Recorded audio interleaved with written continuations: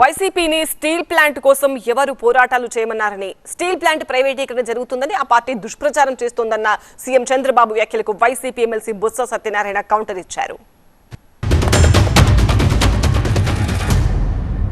Visakhapatnam steel plant privatise చేస్తే పోరాడతాడంట. ఎవరు చెప్పాడా నిన్ను పోరాడమని? ఎవరు ప్రైవేటైజ్ చేస్తారా?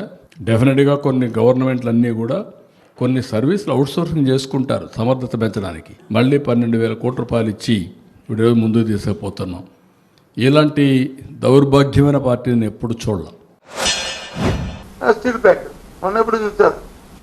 మీరు వచ్చి పోరాటం చేస్తారు. ఎవరు చేయమన్నాడు? పోరాటం ఎవరు చేయమన్నారా? మీరు చేస్తున్న నిర్వాహకుల వల్ల మీ తాలూకా కుంచుతో ఆలోచనతో ఇది చేస్తున్న విశాఖ ఉక్కు ఆంధ్రలోనే నిదానం తుట్లు పొడుస్తున్న నేపథ్యంలో ఇక గత్యంతరం లేక ఆ ప్లాంట్ కాపాడుకోవడానికి ఈ రాష్ట్రంలో ఉన్న ప్రజా సంఘాలు అందరూ కలిసి ఆ పోరాటాలు చేస్తున్నాం.